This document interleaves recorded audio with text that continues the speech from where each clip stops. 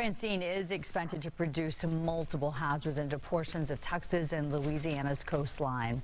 And today, Allison is chatting with the National Hurricane Center as the latest advisory updates. Yeah, so we just got that intermediate advisory at 7 o'clock this morning, but you can see those outer rain bands already starting to make their way into coastal Louisiana. But we do have an interview with the director of the National Hurricane Center, Mr. Michael Brennan. Thank you so much for joining us this morning. Now, we live in Southeast Texas. Obviously, we've pretty much been spared. There's, minor impacts for us, but can we talk about those coastal impacts for folks who live in Louisiana?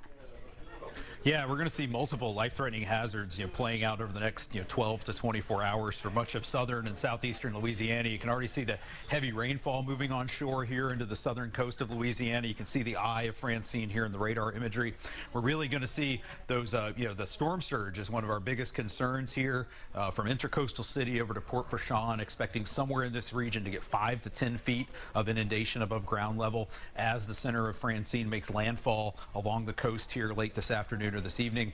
And then the potential for significant storm surge elsewhere, all the way over to the Mississippi coast on the north side of Lake Pontchartrain. And then we have the potential for pretty significant hurricane force winds with hurricane warnings in effect for places like Baton Rouge and Homa, hurricane watches and tropical storm warnings for Metro New Orleans. And you can see the extent of these tropical storm warnings in blue all the way across much of southern Louisiana, even into southern and southwestern portions of Mississippi. And there's going to be the heavy rainfall threat as well, potential for up to a foot of rain in some isolated locations here near where the core of Francine makes landfall later today.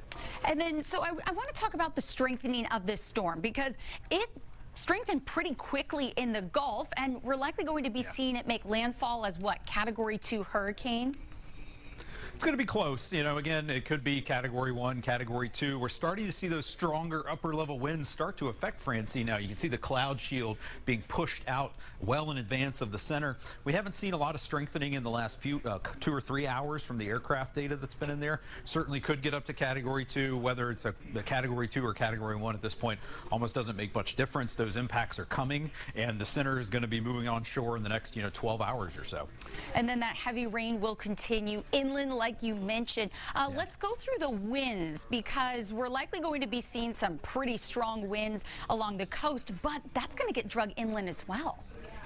Yeah, with the fast forward motion of Francine now up to 12 miles per hour and expected to increase even further, that's going to carry those strong winds pretty far inland across portions of Louisiana. As I mentioned, hurricane warnings all the way up to Baton Rouge. We could see high-end tropical storm force winds, even hurricane force wind gusts in the New Orleans metro area where we have that hurricane watch in effect.